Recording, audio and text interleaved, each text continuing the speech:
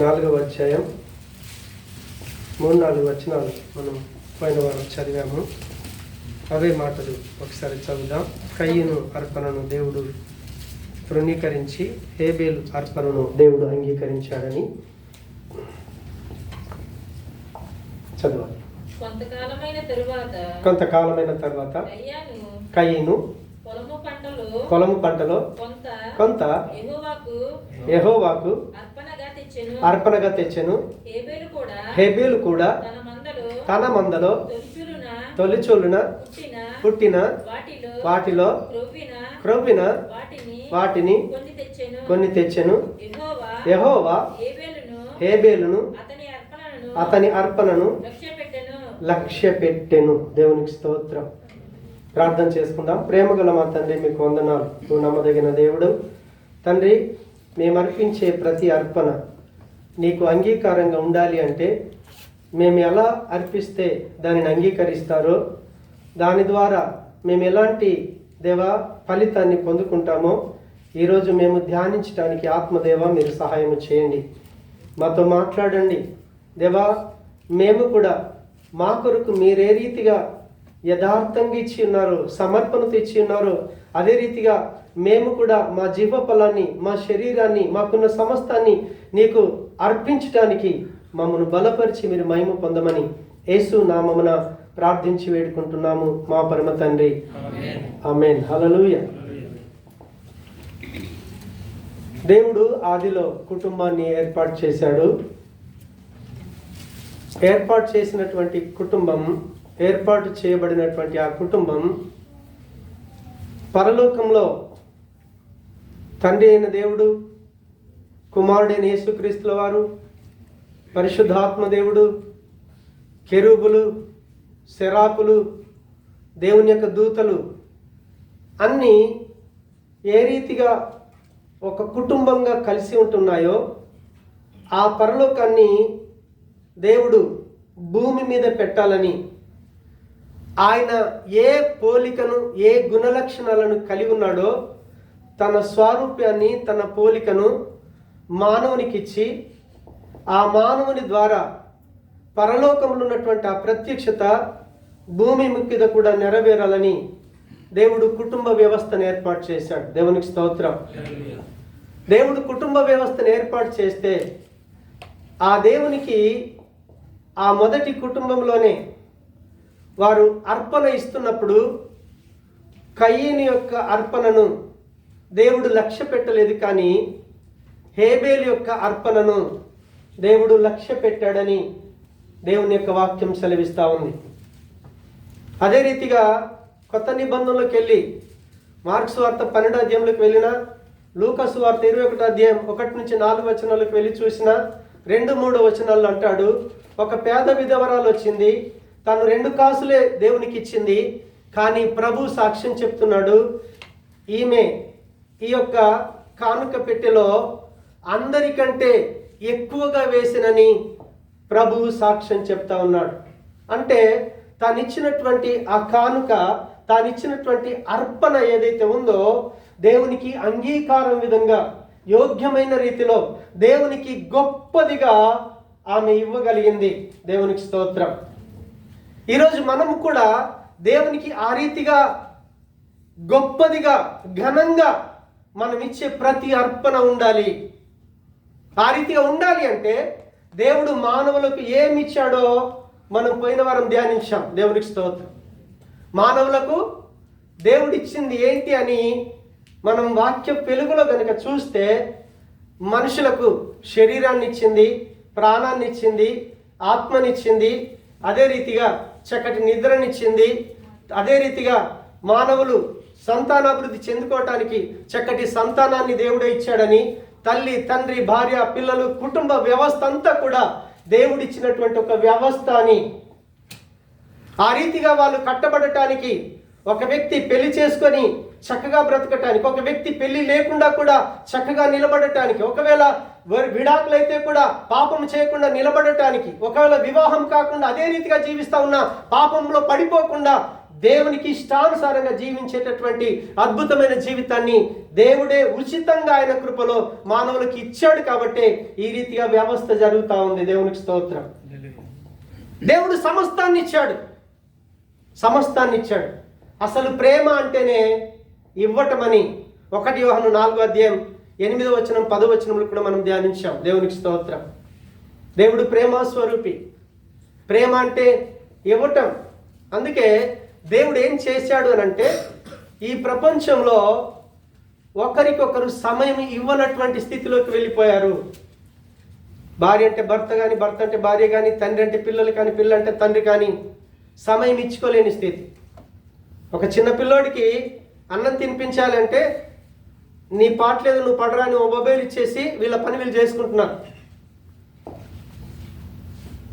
తండ్రి గురించి పిల్లలు ఆలోచించే స్థితి లేదు, పిల్లల గురించి తండ్రి ఆలోచించే స్థితి లేదు. అలాంటి ఒక భయంకరమైన స్థితిలోకి కుటుంబ వ్యవస్థ దిగజారిపోయింది. ఎంతో ఉన్నతమైనటువంటి లక్షణాల చేత, ఉన్నతమైనటువంటి భావనల చేత కుటుంబ వ్యవస్థను దేవుడు ఏర్పాటు చేశాడు. కానీ కుటుంబ వ్యవస్థలోకి ఎప్పుడైతే సాతాను వచ్చాడో, మనిషి జీవితంలోనికి సాతానుగా ఎంటర్ అయ్యాడో, దేవుడు ఏర్పాటు చేసుకున్నటువంటి ఆ ఉన్నతమైనటువంటి ఆ లక్షణాలన్నీ కూడా, ఉన్నతమైనటువంటి ఆ స్థితి అంతా కూడా మానవులు ఈరోజు కోల్పోయారు. అందుకే కుటుంబాల్లో సమాధానం లేదు, నెమ్మది లేదు. భార్య అంటే భర్త కానీ, భర్త అంటే భార్య కానీ, తల్లి అంటే పిల్లలకు కానీ, పిల్ల అంటే తల్లులకు కానీ అసలు రెస్పెక్ట్ ఇవ్వలేము, సమయం ఇవ్వలేము, అసలు గౌరవించలేని స్థితిలోకి వెళ్ళిపోయారు. దేవునికి స్తోత్రం. కానీ ఈరోజు చూడండి, ప్రపంచం అంతా ఈరోజు మదర్స్ డే అని పెట్టారు. హల్లెలూయా. అది ఎక్కడి నుంచి వచ్చిందో నాకైతే తెలియదు. మదర్స్ డే ఎక్కడి నుంచి వచ్చిందో తెలియదు, లవర్స్ డే ఎక్కడి నుంచి వచ్చిందో తెలియదు, ఫాదర్స్ డే ఎక్కడి నుంచి వచ్చిందో తెలియదు, పాస్టర్స్ డే అనట, ఫాదర్స్, ఎన్ని డేలు ఉన్నాయో ఇందులో ఒక్కటే చెప్పాడు, నీ మరణ దినం ఉంది, బైబిల్లో రాయబడి ఉంది. ప్రతి మానవుడికి మరణ దినం అనేది ఒకటి ఉంది. దాన్ని ఎవడు కేర్ చేయట్లా. కానీ వాక్యానికి విరుద్ధంగా అన్ని డేలు చేస్తున్నారు. కానీ నీ మరణ దినం ఉన్నదని, ఆ మరణ దినం రాకంటే ముందే దేవుడితో నీకు అనుబంధం ఉందా? అసలు నీ కుటుంబం ఏ రీతి ఉంది, నీ భార్య పిల్లలు ఏ రీతిగా ఉన్నారు, నీ పరిస్థితులు ఏ రీతిగా ఉన్నాయి, ఎవ్వరు కూడా ఆలోచన చేసే స్థితిలో ఈరోజు ప్రపంచం లేదండి. లేదు. ఆలోచించే స్థితి మనుషుల్లోకి రావాలి. ఆలోచింప చేయటానికే దేవుడు ఏం చేశాడు అంటే, ఈ చెడిపోయినటువంటి కుటుంబ వ్యవస్థను, చెడిపోయినటువంటి మానవులందరినీ కూడా మళ్ళీ తిరిగి తండ్రి, కుమార, పరిశుద్ధాత్ములు ఆ యొక్క పరలోకంలో ఉన్నటువంటి ఆ పట్టణ ప్రత్యక్షతనంతా కూడా మళ్ళీ ఈ మానవ జాతి అనుభవించాలని దేవుడు ఏం చేశాడు అని అంటే, 1 పేతురు పత్రిక 2వ అధ్యాయం 5వ వచనాన్ని ఒకసారి మనం చదివితే మనకు చక్కగా అర్థమవుద్ది. హల్లెలూయా. యేసుక్రీస్తు ద్వారా దేవునికి అనుకూలములగు ఆత్మ సంబంధమైన బలులను అర్పించుటకు హల్లెలూయా. దేవునికి అనుకూలములగు ఆత్మ సంబంధమైన బలులను అర్పించుటకు, దేవునికి స్తోత్రం. మనల్ని యాజకులుగా చేసుకున్నాడు. అందుకే జీవము లేనటువంటి మనల్ని సజీవులుగా చేశాడు దేవుడు. హల్లెలూయా. అపరాధముల చేత, పాపముల చేత మనలో చచ్చిపోయినటువంటి ఆత్మకు దేవుడు మళ్ళీ ప్రాణం ఇచ్చాడు, జీవం ఇచ్చాడు, సజీవమైన రాళ్ళుగా మనల్ని చేశాడు. దేవునికి స్తోత్రం. కారణం ఏంటో తెలుసా? మనం అందరం కలిసి దేవునికి, ఆయనకు ఇష్టమైనటువంటి ఏం చేయాలట? ఆత్మ సంబంధమైన బలులను మనం అర్పించాలి. ఆత్మ సంబంధమైన బలులను మనం అర్పించాలి. ఆత్మ సంబంధమైన బలులను మనం అర్పించాలి అంటే, దేవునికి ఇష్టానుసారమైనటువంటి బలులను మనం అర్పించాలి అని అంటే, పాడైపోయినటువంటి మన కుటుంబం మళ్ళీ బాగవ్వాలి. ఆ కుటుంబంలో తల్లి, తండ్రి, భార్య, పిల్లలు, కుటుంబ వ్యవస్థ అంతా కూడా ఎప్పుడైతే దేవుణ్ణి ఎరగగలుగుతారో, హల్లెలూయా. ప్రపంచంలో దేవుళ్ళు అనబడిన వారు చాలా ఉన్నారు. కానీ ప్రపంచ ప్రజలందరూ చెప్పేది ఏంటో తెలుసా? దేవుడు ఒక్కడే. ఆ ఒక్కడైన దేవుణ్ణి ప్రపంచానికి పరిచయం చేయటం కొరకు ఆ ఒక్కడైన దేవుని దగ్గర నుంచి వచ్చినటువంటి ఏకైక మానవుడు ప్రభు అయినటువంటి యేసుక్రీస్తుల వారు. యోహాను సువార్త 1వ అధ్యాయాన్ని 18 దాకా చదువుకుంటారండి. అక్కడ ఒక వచనం ఉంటుంది, ఏంటంటే, ఇంతవరకు ఎప్పుడును ఎవడును దేవునిని చూచి ఉండలేదు, దేవుని దగ్గర నుంచి వచ్చినటువంటి యేసుక్రీస్తుల వారే ప్రపంచానికి దేవుణ్ణి పరిచయం చేశాడు. ఒక వ్యక్తి క్రీస్తు దగ్గరకు వచ్చిన తర్వాత దేవుణ్ణి తెలుసుకోగలుగుతాడు. దేవుణ్ణి ఎప్పుడైతే తెలుసుకోగలుగుతాడో ఆ వ్యక్తికి దేవుడు ఏమిచ్చాడో కూడా తెలుసుకోగలుగుతాడు. హల్లెలూయా. దేవుణ్ణి నువ్వు ఎప్పుడైతే తెలుసుకోలేవో దేవుడు నీకేమి ఇచ్చాడో కూడా నీకు తెలియదు. జాన్ పాల్ ఉన్నాడు, వాడికి తండ్రి ఎవడో తెలిస్తే తండ్రి ఏమిచ్చాడో తెలుసుద్ది. నీకు దేవుడు ఎవరో తెలిస్తే దేవుడు ఏమిచ్చాడో తెలుసు. అందుకే మనం పైన వారమంతా ధ్యానించాం. మనందరికి ప్రాణాత్మ శరీరాలను ఇచ్చినటువంటి దేవుడు ఏమేమి ఇచ్చాడు, సమస్తాన్ని మనం ధ్యానించాం. సమస్తాన్ని ధ్యానించిన తర్వాత ఆయననే సమస్తం ఇచ్చాడని మనం ఎప్పుడైతే ఎరగగలుగుతున్నామో అప్పుడు మనం చేయాల్సింది ఏంటో తెలుసా? దేవుడు మనకు ఏ రీతిగా మనకైతే ఇచ్చాడో అదే రీతిగా మనం ఇచ్చేవారుగా ఉండాలి. దేవునికి స్తోత్రం. దేవునికి నువ్వు సమయం ఇవ్వగలుగుతున్నావా? దేవుని నీ జీవితంలో రోజు స్తుతించగలుగుతున్నావా? దేవుని స్తుతించడానికి, దేవుని చదవటానికి, దేవుని ధ్యానించడానికి, దేవునితో గడపటానికి నీ సమయాన్ని నువ్వు వెచ్చిస్తున్నావా? 24 గంటలు పని చేయమన్నా మనం చేస్తాం. సైట్కి వెళ్ళాం, సార్ ఓవర్ టైం ఉంది, ఈరోజు కాంక్రీట్ పడాలి, తెల్లవారి దాకా పని చేయమన్నాడు సార్ అంటే చచ్చినట్టు చేస్తాం. ఎందుకంటే అది మన బాధ్యత. మనం ఆ కంపెనీతో అగ్రిమెంట్ చేసుకున్నాం, నీ దగ్గర నేను ఈ పని చేస్తానని. ఆ అగ్రిమెంట్ను బట్టి 12 గంటలు కాదు, 24 గంటలైనా సరే అవసరమైతే కష్టపడటానికి మనం సిద్ధపడతాం. కానీ ఈరోజు పాపములో పడినటువంటి మనం, పాపమే జీవితమని, లోకములో ఉన్నటువంటి ఈ శరీరాశ, నేత్రాశ, జీవడంబమే జీవితమని బ్రతుకుతున్నటువంటి మనం ఒకరోజు నరకానికి వెళ్ళాలి.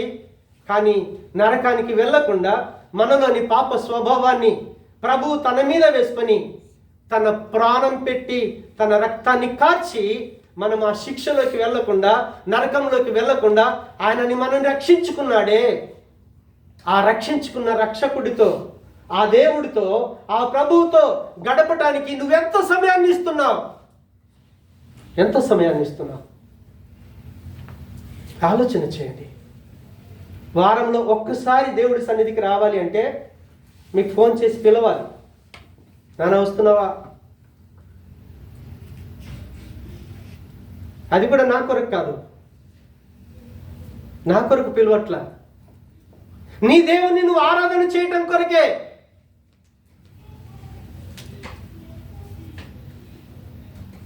నీ సృష్టికర్త ఎవరో నీకు తెలిస్తే, నీ దేవుడు నీకేమిచ్చాడో తెలిస్తే, నీ దేవుని సన్నిధికి రాకుండా నువ్వు బ్రతకలేవు.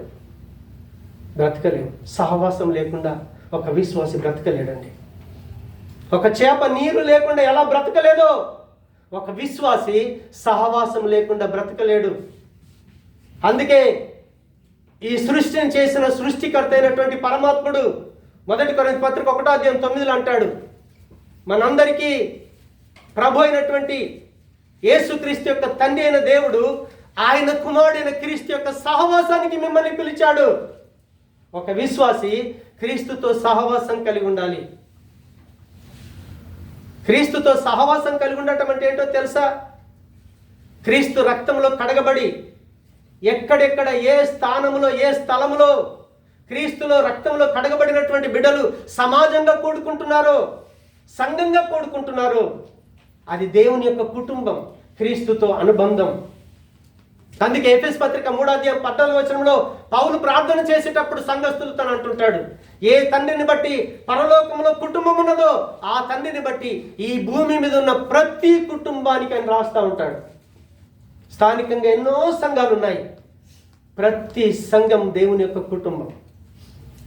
ఆ కుటుంబంతో అనుబంధం కలిగి ఉండటానికి నువ్వు సమయాన్ని ఇస్తున్నావా? ఆ కుటుంబంతో అనుబంధం కలిగి ఉండటానికి నువ్వేమేమి ఇస్తున్నావు? మనం అర్పించే ఆత్మ సంబంధమైన బలులు. దేవుడు మనని ఈ లోకం నుంచి ప్రత్యేకించుకున్నాడు. దేవుడు మనతో కలిసి నివాసం చేస్తున్నాడు. దేవుని ఆలయంగా మనం కట్టబడతా ఉన్నాం. పరలోకంలో తండ్రి, కుమార, పరిశుద్ధాత్ములు ఏ రీతిగా కలిసి జీవిస్తూ ఉన్నారో ఆ రీతిగా మనము కూడా దేవునికి ఆలయంగా కట్టబడుతూ ఉన్నప్పుడు స్థానికంగా ఉన్నటువంటి ఈ సంఘం ఒక కుటుంబంగా ఎదగటం కొరకు ఆ కుటుంబంలో ఉన్నటువంటి మనం ఒకరికొకరు సమయం ఇచ్చి ఒకరికొకరు ప్రార్థన చేసుకుంటూ ఒకరికొకరికి ఇరుకుల్లో, ఇబ్బందుల్లో, అవసరతల్లో నిన్ను నువ్వు అర్పించుకొని జీవించగలుగుతున్నావా? దేవుడు సంఘములో ఉన్న విశ్వాసులకి దేవుడు ఏ రీతి అయితే మనకి ఇచ్చాడో ఆ రీతిగా మనం కూడా ఇవ్వటం అనేది దేవుడికి దేవుడిచ్చేటటువంటి ఆధిక్యత. 2 కొరింథీ పత్రిక 8వ అధ్యాయం ఒకసారి 1వ వచనాన్ని మనం చూస్తే 2 కొరింథీ పత్రిక 8వ అధ్యాయం 1వ వచనం. దేవునికి స్తోత్రం. సహోదరులారా, మాసిదోనియా సంఘములకు అనుగ్రహింపబడి ఉన్న దేవుని కృపను గూర్చి మీకు తెలియజేయుచున్నాను. దేవునికి స్తోత్రం. మాసిదోనియా సంఘములు, ఫిలదెల్ఫియా సంఘం, తెస్సలోనిక సంఘము, అవి మాసిదోనియా ప్రాంతంలో ఉన్నాయి. ఆ సంఘములో ఉన్న విశ్వాసుల గురించి ఆయన చెప్తా ఉన్నాడు. ఏమని చెప్తున్నాడో తెలుసా? సంఘంలో ఉన్న విశ్వాసులు నిరుపేదలు. అక్కడ వ్యతిరేకల మధ్యన వాళ్ళు హింసలు అనుభవిస్తూ ఉన్నారు. కానీ దేవునికి ఇచ్చిన విషయంలో కానీ సంఘంలో ఉన్న విశ్వాసులు ఒకవేళ ఏదైనా ఇబ్బందులు ఉంటే ఇచ్చిన విషయంలో కానీ వాళ్ళు ఏ రోజు కూడా వెనక వేయలేదట. హల్లెలూయా. కష్టంతో సంబంధం లేదు, బాధలతో సంబంధం లేదు. అలాంటి శక్తి అది దేవుడిచ్చే కృపనట. హల్లెలూయా. దేవుడు ఎలా ఇవ్వగలుగుతున్నాడో ఒక విశ్వాసం అలా ఇవ్వగలగటం అనేది దేవుడిచ్చే కృప మాత్రమే, దేవుడిచ్చే సామర్థ్యం. దేవునికి స్తోత్రం. అందుకే దేవుడిచ్చేటటువంటి వరాలలో కృపావరాలు ఉన్నాయి. కృపావరాల్లో రామపత్రిక 12వ అధ్యాయం 8వ వచనానికి వెళ్ళి కనుక మనం చూస్తే అక్కడ పంచిపెట్టుట గురించి మాట్లాడుతూ ఉంటాడు. హల్లెలూయా. సంఘంలో రకరకాలుగా వ్యక్తులకు దేవుడు కృపావరాలను ఇస్తాడు. కొంతమందికి పంచిపెట్టే వరాన్ని కూడా దేవుడు ఇస్తాడు. దేవునికి స్తోత్రం. అది దేవుడిచ్చే సామర్థ్యత. దేవుని దగ్గర నుంచి మనం కోరుకున్నాలట. హల్లెలూయా. దేవుని చాలాసార్లు ఇది కావాలి అది కావాలని అడుగుతాం కదా. ప్రభా, నువ్వు నాకు ఏ రీతికి ఇచ్చావో నేను ఆ రీతికి ఇవ్వటానికి నాకు బలాన్ని దయచేయి. దేవునికి స్తోత్రం. హల్లెలూయా. కుటుంబ వ్యవస్థ ఎప్పుడు పాడైపోయిందో చెప్తారా? కుటుంబ వ్యవస్థ ఎప్పుడు పాడైపోయిందో చెప్తారా? అసలు మదర్స్ డే ఎప్పుడు ప్రారంభమైందో చెప్తారా ఎవరైనా? ఎవరు చెప్పరా? ఆధారం ఉంది బైబిల్లో. దేవునికి స్తోత్రం. ఆదాము అవ్వల్ని దేవుడు జతపరిచాడు. మొట్టమొదటి సంతానం ఎప్పుడైతే కన్నదో తల్లి జీవితం భూమి మీద ఆరంభమైపోయింది. ఎవడైనా ప్రపంచంలో గ్రూపుల్లో మెసేజ్ పెడుతున్నారు, మదర్ డే ఎప్పుడు ప్రారంభమైందో ఎవరికి తెలియదు, కానీ పెట్టనైతే పెడుతున్నారు. మాతృత్వం ఎప్పుడు స్టార్ట్ అయింది ఈ భూమి మీద? ఆ మాతృత్వ స్థితి ఎప్పుడు పాడైపోయిందో తెలుసా? ఎప్పుడైతే ఆదామవ్వల జీవితంలో సాతానుడు ఎంటర్ అయ్యాడో, దేవునికి విరుద్ధమైనటువంటి ప్రవర్తన ఎప్పుడైతే వాళ్ళలో చేసిందో, దేవునికి మానవుడికి సంబంధం తెగిపోయింది. ఎప్పుడైతే దేవుడికి మానవుడికి అనుబంధం తెగిపోయిందో, ప్రేమ స్థానంలో స్వార్థం వచ్చేసింది. స్వంత అన్నదమ్ములే కయ్యను, హేబేలు దేవునికి అర్పణను అర్పిస్తూ ఉంటే కయ్యను తన అర్పణను దేవుడు దృష్టించలేదని, అంగీకరించలేదని సొంత తమ్ముని మర్డర్ చేసేసాడు. హల్లెలూయా. ఒక వ్యక్తి సైతాన్ యొక్క అధికారం కింద, పాపపు యొక్క అధికారం కిందికి ఎప్పుడైతే వస్తాడో ఆ వ్యక్తిలో స్వార్థం ప్రారంభమవుతుంది. నేను నాది, నేను నాది, నేను నాది అనేది ఎప్పుడైతే వచ్చిందో ఒకరినొకరు కొట్టుకోవటం స్టార్ట్ అయింది. ఈ ప్రాంతం నాది, ఈ భూమి నాది, ఈ స్థలం నాది, ఈ ఆస్తి నాది. ప్రేమించుకోవలసిన సొంత అన్నదమ్ములే ఈరోజు కొట్టుకొని చంపేసుకుంటున్నారు ఆస్తుల తగాదతో.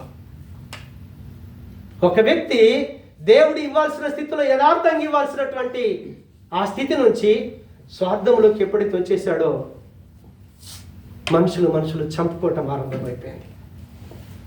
కాబట్టి పతనమైనటువంటి కుటుంబ వ్యవస్థ మళ్ళీ ఉద్ధరించబడాలని దేవుడు ఏం చేశాడంటే ఈ లోకంలో నుంచి, పాపంలో నుంచి, శాపంలో నుంచి, మూర్ఖత్వముతో నిండిపోయినటువంటి ఈ సమాజంలో నుంచి ఒక వ్యక్తి ప్రత్యేకించబడాలి. అపోస్తల కార్యము 2వ అధ్యాయం మీరు చదవండి. 30 నుంచి మీరు చదువుకుంటూ వెళ్తా ఉంటే అక్కడ ఉన్నటువంటి ప్రజలు క్రీస్తును తృణీకరించిన తర్వాత పేతురుతో అన్నప్పుడు పేతురు అంటాడు, అయ్యా మీ కొరకు రక్షకుడు, విమోచకుడు దేవుడు మీ కొరకు వస్తే ఆయనను తృణీకరించారు, చంపేశారు. ఇప్పటికైనా పర్వాలేదు, ఆయన నిజంగా దేవుడని మీ మనసులో కనుక ఒప్పుకుంటే మీరేం చేస్తారు అంటే మీ మనసులు మారాలి. మీరు చేసిన తప్పులకు రావాల్సిన శిక్ష నుంచి మీరు తప్పించబడతారు, రక్షించబడతారు. అప్పుడు మీ పాపాల క్షమాపణ కొరకు యేసయ్య నామం పేరిట బాప్తిస్మం పొందండి. పరిశుద్ధాత్మ దేవుడు మీతో కలిసి ఉంటాడు. అప్పుడు మీరు చేయాల్సింది ఏంటో తెలుసా? మూర్ఖులకు ఈ తరం వారికి వేరే జీవించండి. మూర్ఖులకు ఈ తరం వారికి మీరు వేరే జీవించండి. మూర్ఖులకు ఈ తరం వారికి వేరే జీవించే కుటుంబం ఏంటిది అని అంటే క్రీస్తులో కట్టబడుతున్నటువంటి సంఘము, దేవుని కుటుంబం. దేవునికి స్తోత్రం. ఇక్కడున్న మనమందరం లోకంలో చెడిపోయిన వ్యవస్థ ఉంది, కానీ చెడిపోయిన వ్యవస్థలు జీవిస్తూనే ఒకరినొకరు ప్రేమించుకోవటం, ఒకరినొకరు ఆదరించుకోవటం, ఒకరికొకరు సమయం ఇవ్వటం, ఆ వ్యవస్థలోకి రావటం కొరకే దేవుడు తన శరీరం అనే సంఘాన్ని ఈ భూమి మీద ఆరంభించాడు. అందుకే సంఘానికి చెప్తా ఉన్నాడు, సంఘములో ఉన్నటువంటి విశ్వాసులకి ఇవ్వటం అనేది దేవుడిచ్చే కృప. దేవుడిచ్చే కృప. దేవునికి ఇంకా మనం అదే 2 కొరింథీయులకు వెళ్ళి 8వ అధ్యాయం 4వ వచనాన్ని చూస్తే అది విశ్వాసులు కోరి పొందవలసినటువంటి ఒక విశేషమైన వరం. అది ఇవ్వటం అనేది ఏంటో తెలుసా? దేవుడికి నువ్వు సమయం ఇస్తావా? దేవుడికి నువ్వు అర్పణిస్తున్నావా? కానుకిస్తున్నావా? ఏది ఇస్తున్నావో దేవుని నుంచట మనం అడిగి పొందుకోవాల్సినటువంటి వరం అట అది. హల్లెలూయా. 2 కొరింథీయులు 8:4 అంటాడు చూడండి. మనపూర్వకంగా మమ్మల్ని వేడుకొనుచు తమ సామర్థ్యము కొలదియే కాక సామర్థ్యము కంటే ఎక్కువగాను తమంతట తామే ఇచ్చిరని సాక్ష్యం ఇచ్చుచున్నాను. దేవునికి స్తోత్రం. 10 ఇవ్వాలనుకున్నాడు, కానీ ఇవ్వాల్సిన దానికంటే ఇంకెక్కువ. ఒక విశ్వాసి దేవుని నుంచి అడిగి పొందుకున్నాడట. హల్లెలూయా. అదే 2 కొరింథీ 8వ అధ్యాయంలోకి వెళ్ళి 8వ వచనానికి మనం చూస్తే అక్కడ ఒక మంచి జవాబు ఇస్తా ఉన్నాడు పౌలు ద్వారా దేవుడు. 8వ అధ్యాయం 8వ వచనం, ఆజ్ఞాపూర్వకంగా మీతో చెప్పుటలేదు, ఇతరుల జాగ్రత్తను మీకు చూపుట చేత మీ ప్రేమ ఎంత యథార్థమైనదో పరీక్షింపవలెనని చెప్పుచున్నాను. దేవునికి స్తోత్రం. ఏమంటున్నాడు తెలుసా? మీ ప్రేమ ఎంత యథార్థమైనదో పరీక్షింపవలెనని. హల్లెలూయా. ఒక వ్యక్తి దేవుడికి ఇస్తున్నాడు అని అంటే నువ్విచ్చే కానుక దేన్ని నిర్ణయిస్తుందట అంటే నువ్వు నిజంగా దేవుని ఎంతగా ప్రేమిస్తున్నావు, నీ ప్రేమ యథార్థమైందా కాదా. కొలవటానికి అది కొలబొద్ద అంటున్నాడు పౌలు. దేవునికి స్తోత్రం. చాలా మంది అంటుంటారు, ఆయనతో వెళ్ళామనుకోండి మాటలేనండి, హల్లెలూయా. ఇద్దరు కలిసి ఫ్రెండ్స్ వెళ్ళారట. పలానా ఏరియాకి వెళ్దాంరా, అక్కడ జాతర జరుగుతుంది అంటే వాడిద్దరు కలిసి వెళ్ళారు. అక్కడికి వెళ్ళిన తర్వాత వాడు చక్కగా అన్ని చూసుకున్నాడు. ఫ్రెండ్ ఎక్కడున్నాడో తెలియదు. ఇక్కడికి వెళ్ళేటప్పుడు మాత్రం ఎంత తీయటి మాటలో, దేవునికి స్తోత్రం. దేవుడు అంటే ఎంత ప్రేమగా మాట్లాడుతుంటామో, కానీ ఇచ్చే విషయానికి వచ్చిందా క్లోజ్ అయిపోతాం. అప్పుడు ఆ వ్యక్తి యొక్క నువ్వు దేవుణ్ణి ఎంతగా ప్రేమిస్తున్నావు, నీ ప్రేమంతా ఎంత యథార్థమైందో నువ్విచ్చే ఆ స్థితి నిర్ణయిస్తుందని పౌలు ద్వారా దేవుడు బయలుపరుస్తా ఉన్నాడు. దేవునికి స్తోత్రం. అదే 1 కొరింథీ పత్రిక 8:9 అంటున్నాడు, మీరు మన ప్రభు అయిన యేసుక్రీస్తు ఎరుగుదురు కదా, ఆయన ధనవంతుడై ఉండి మీరు తన దారిద్ర్యం వలన ధనవంతులు కావాలనని మీ నిమిత్తము దరిద్రుడాయను. అంటే ఇచ్చేసుకోవటం అనేది దేవుని యొక్క స్వభావం. దేవుడు తన పోలికలో స్వరూపంలో మానవుని చేశాడని అంటారు. ఇవ్వడం అనే స్వభావం నుంచి తీసుకోవటం అనే స్వభావంలోకి మానవుడికి రావడానికి కారణం ఏంటో తెలుసా? సాతాను గాడు, పాపం, స్వార్థం. దేవుడి స్వభావానికి విరుద్ధమైంది. ఇంకా అదే అధ్యాయాన్ని మనం ధ్యానిస్తే 8వ అధ్యాయం 12వ వచనానికి వెళ్ళి చూస్తే 12వ వచనం చదువు. మొదట ఒకడు సిద్ధమైన మనసు కలిగి ఉంటే శక్తికి మించి కాదు గాని కలిమి కొలదే ఇచ్చినది ప్రీతికరమవును. ఆ మాట ఎంతమందికి అర్థమైందో నాకు తెలియదు. ఒకడు మొదట సిద్ధమైన మనస్సు కలిగి ఉంటే శక్తికి మించి కాదు గాని కలిమి కొలది ఇచ్చినది ప్రీతికరమవును. కలిమి కొలది అని అంటే ఎందుకంటున్నాడు తెలుసా? కలిమి కొలదియే ప్రీతికరమవును అంటే దేవునికి ఇష్టమవుతుంది. నువ్వు ఏది కలిగి ఉన్నావో, చాలామంది దేవుడికి ఇచ్చేటప్పుడు రకరకాలుగా తీర్మానం చేసుకుంటారు. చేసుకుని ఏం చేస్తారంటే అది ఇవ్వటం కొరకు అప్పులు చేస్తూ ఉంటారు. లేకపోతే సంఘంలో పాస్టర్ నిలబడి, అయ్యా చర్చి కడుతున్నాను, మీ ఇంటికి 10,000, మీ మందికి 10,000 ఇవ్వాలని అంటాడు. 10,000 ఆ ఇంట్లో ఉన్నాయో లేదో తెలియదు. కానీ నువ్వు ఇచ్చి ఆ 10,000 దేవుడు అంగీకరించాలి అంటే నీకు ఆ సిద్ధ మనసు ఉందా? అసలు నీ స్థితి అంత ఉందా? పాస్టర్కి ఒకటే తెలుసు, చర్చ్ కట్టబడాలి. చర్చ్ కట్టబడాలంటే విశ్వాసులే ఇవ్వాలి. విశ్వాసులే ఇవ్వాలి అంటే నువ్వు ఎలా ఉన్నావు నాకు అనవసరం. ఇప్పుడు గ్రామంలో జరిగేది అదే. దేవుడు ఒకవేళ మందిరం కట్టుమని నీకు ఇచ్చాడు అనుకోండి, కట్టడానికి సామర్థ్యం ఇచ్చేది దేవుడే. విశ్వాసులను బాధించమని చెప్పడు, ప్రకటన చేస్తాడు. మనం సంఘం కడదాం, మీరు ప్రార్థన చేయండి. దేవుడు ఒక్కొక్కరికి ప్రేరేపణిస్తాడు. ఆ ప్రేరేపణ బట్టి వాళ్ళు ఇవ్వగలుగుతారు. 10 ఇచ్చినోడైనా దేవుడికి ప్రీతికరంగా ఇవ్వగలుగుతాడు. 1,00,000 రూపాయలు ఇచ్చేవాడైనా దేవునికి ప్రీతికరంగా ఇవ్వగలుగుతాడు. కానీ ఎప్పుడు ప్రీతికరం అవుతుంది? నీ దగ్గర డబ్బు లేదు, అయ్యగారు అడిగారని అప్పు తీసుకొచ్చి ఇచ్చావనుకో, బైబిల్లో స్పష్టంగా ఉంది, నువ్వు నీ పొరుగు వాని దగ్గర ఎప్పుడు పూట పడొద్దు. చర్చికి వస్తూ ఉంటారు, రకరకాలుగా స్నేహం చేస్తుంటారు. అన్న నాకు 10,000 కావాలి, 50,000 కావాలని అడుగుతారు. నా దగ్గర ఎక్కడైనా తీసుకొచ్చి బ్రదర్. ఇంతకుముందు ఇక్కడ కొంతమంది ఉండేవారు, చెప్పేశాను, దయచేసి మిమ్మల్ని ఏమైనా డబ్బులు అడిగితే మీరు దయచేసి డబ్బులు ఇవ్వటం క్రీస్తు ప్రేమ కాదు. వాడు మిమ్మల్ని మోసం చేసి వెళ్ళిపోతాడు. ఇక్కడ వేసాడు వెళ్ళిపోయాడు, వేరే స్థలం అక్కడ వేసాడు, ఇప్పుడు ఇండియాకి వెళ్ళిపోయాడు. హల్లెలూయా. నువ్వేదైనా ఇవ్వాలనుకున్నప్పుడు నీ దేవుడికి నువ్వేది కలిగి ఉన్నావో, కలిగిన దాంట్లో నువ్వేమి ఇవ్వాలనుకున్నావో ఆ మనసు సిద్ధపడాలి. మనం లూకాసు వార్త 21వ అధ్యాయం 3-4 వచనాలు మనం పోయిన వారం చదివాం. 2 కాసులు వేసింది పేద విధవరాలు. కానీ యేసుప్రభు అన్నాడు, ఈ కానుకల పెట్టెలో చాలా మంది ధనవంతులు వేశారు, కానీ వాళ్ళందరికంటే ఎక్కువగా నువ్విచ్చే ప్రతి అర్పణ దేవునికి ప్రీతికరంగా ఉండాలి, దేవుడు అంగీకరించే విధంగా ఉండాలి. ఆ రీతిగా ఉండాలనుకున్నప్పుడు నువ్వు కలిగిన దాంట్లో నుంచి నువ్వేమో దయచేసి అప్పు చేయకూడదు.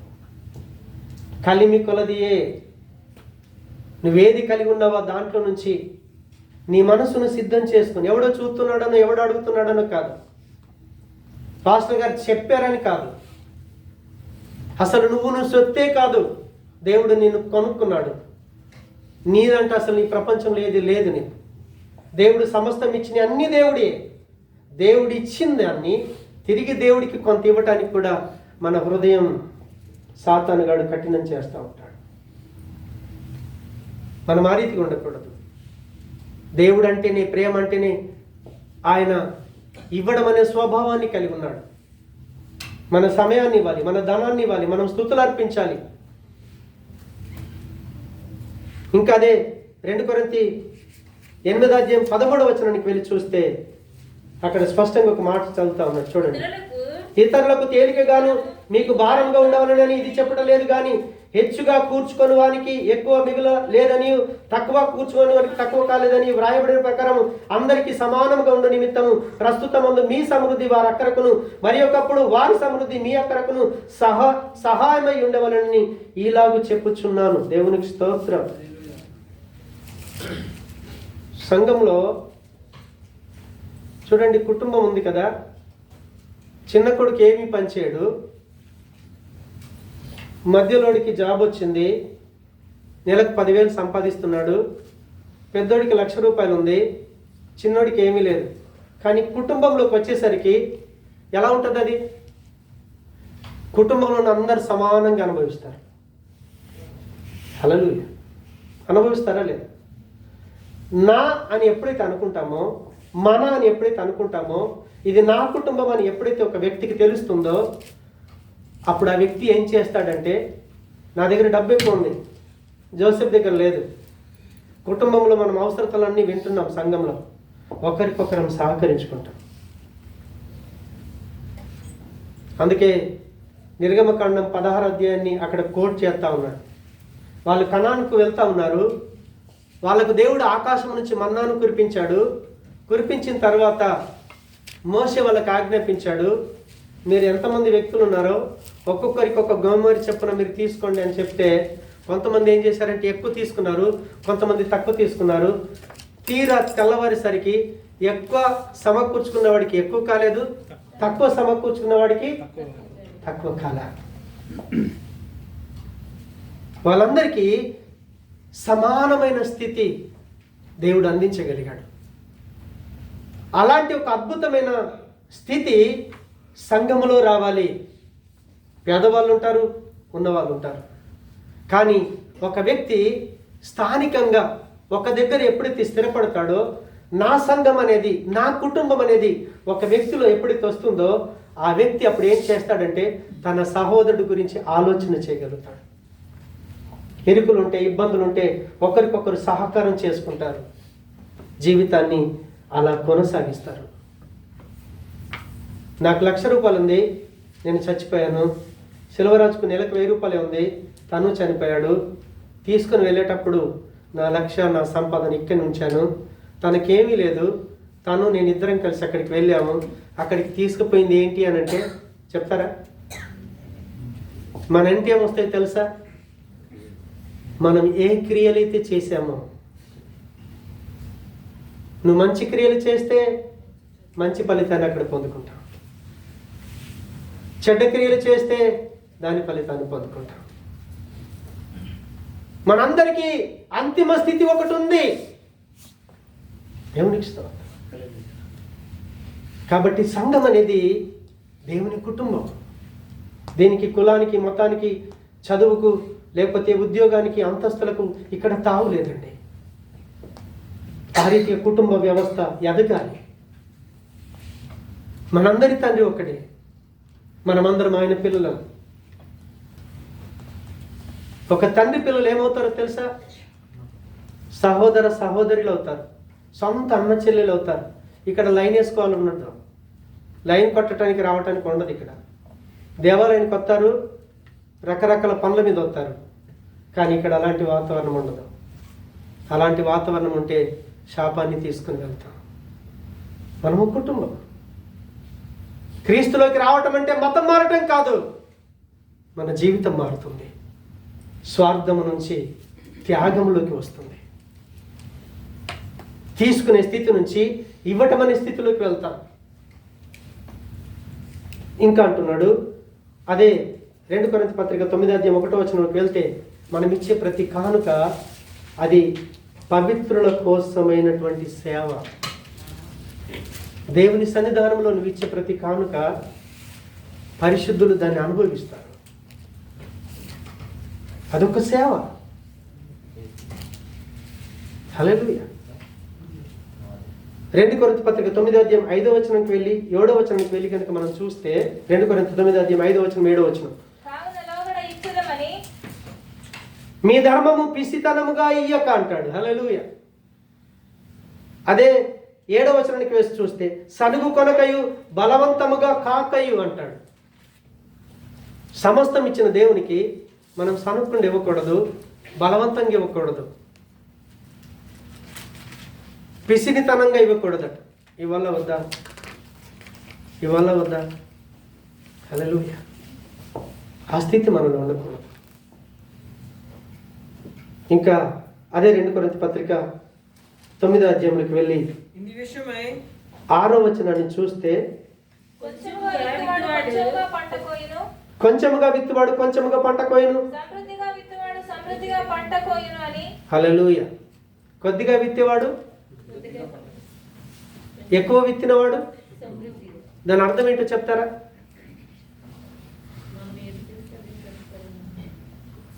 మనం ఇచ్చేది దేవుని సముఖంలో అది తిరిగి ప్రతిఫలాన్ని ఇస్తుంది.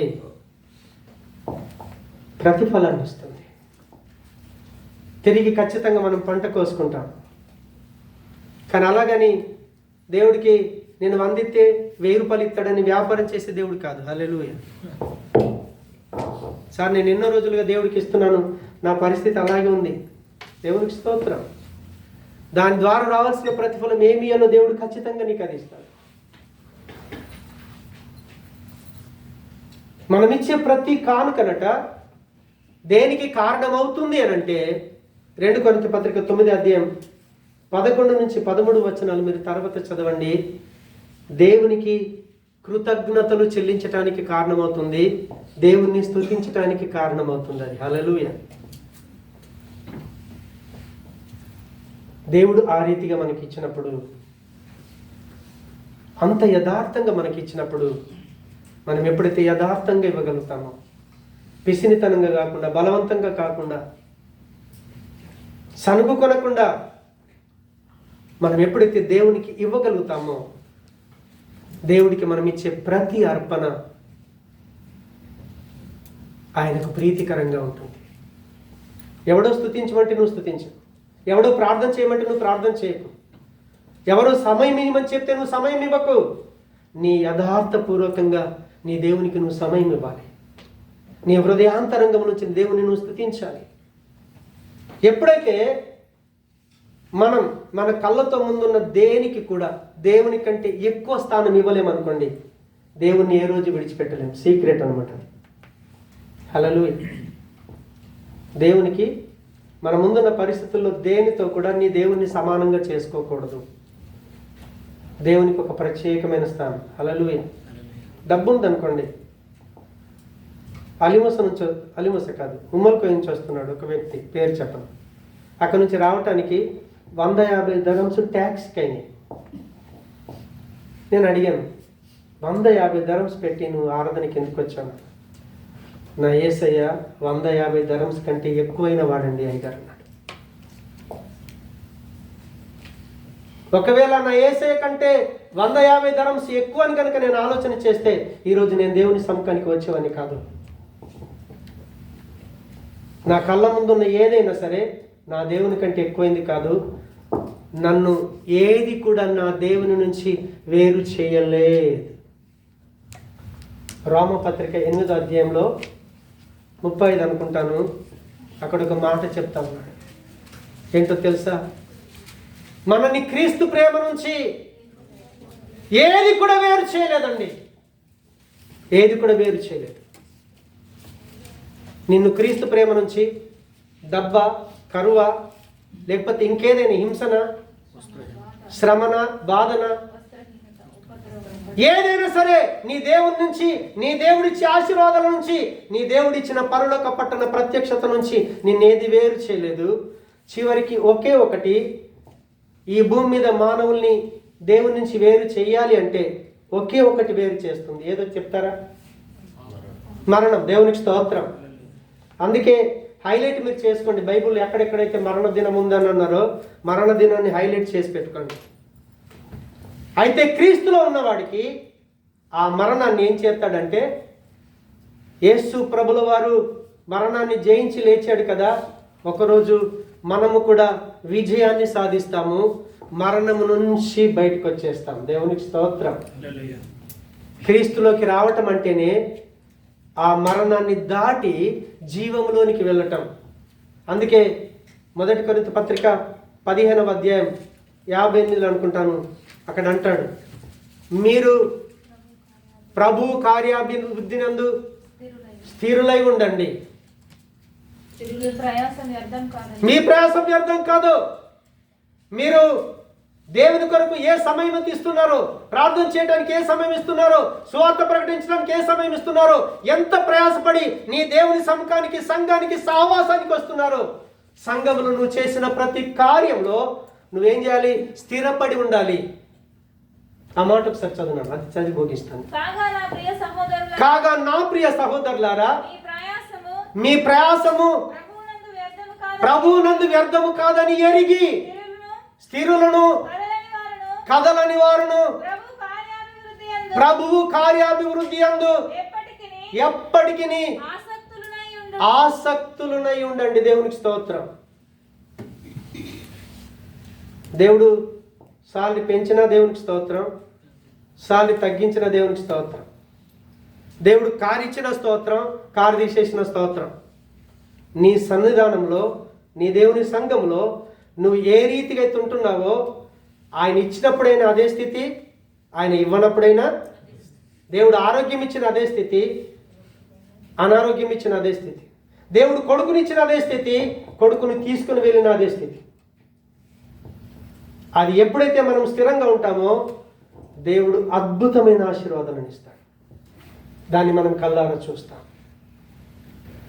దేవుడు నువ్విచ్చే ప్రతి కానుకను బట్టి, అర్పణను బట్టి దేవుడు స్తుతించబడతాడు. ఆయనకు కృతజ్ఞతాస్తుతులు చెల్లించబడతాయి. ఆ రీతిగా దేవుని పిల్లలమైన మనం, దేవుడు మనకి ఏ రీతిగా అయితే తను ఇచ్చాడో ఆ రీతిగా మనం ఆయనకి సమయాన్ని ఇద్దాం. శరీరాన్ని అంటాడు రోమపత్రిక 12:1-2 చూడండి. తర్వాత సజీవ యాగంగా మన శరీరాన్ని దేవునికి అర్పించవలసిన వారమైనా. అర్పించడం అంటే కొట్టుకోవటం కాదు, కోసుకోవటం కాదండి. శరీరంలోని అవయవాలన్నీ దేవుని కొరకు పనిచేయాలి, దేవుని కొరకు ఇచ్చేసే విధంగా ఉండాలి. ఆ రీతిగా మనం ఎప్పుడైతే జీవించగలుగుతామో మన ద్వారా దేవునికి మహిమ. అంతేకాదు ఒకరోజు పరలోకంలో ఉండే ఆ స్థితిలో ఉన్నతమైన స్థితిని అనుభవిస్తాము. దేవుడి మాటలు దీవించును గాక. ఆమేన్. ప్రేమ గల మా తండ్రి, మీకు ఇవ్వడం అంటే ఏంటో విశ్వాసులంతా కూడా అర్థం చేసుకున్నారని. దేవా, మీరు మాకు ఇచ్చినట్లుగా మేము కూడా మీకు ఇవ్వాలని. పౌలులో నుంచి మీరు మాట్లాడిన ప్రతి మాటను బట్టి నేను స్తుతిస్తున్నాను. ఆ రీతిగా మేమందరం ఎదిగి దేవా, నిజంగా ఒకరోజు దాని ప్రతిఫలాన్ని మేము అనుభవిస్తాం. దేవాది నీకు కృతజ్ఞతాస్తుతులు చెల్లించడానికి కారణమవుతుందని నువ్వు వాక్యంలో సెలవిచ్చావు. మేము ఆ రీతిగా జీవించి నీకు మహిమ తీసుకురావటానికి మమ్మల్ని అందరినీ బలపరిచి నీ మహిమ కొరకు సాక్షులుగా నిలబెట్టుకోమని యేసు నామమున ప్రార్థిస్తున్నాను తండ్రి. ఆమేన్. ఆమేన్.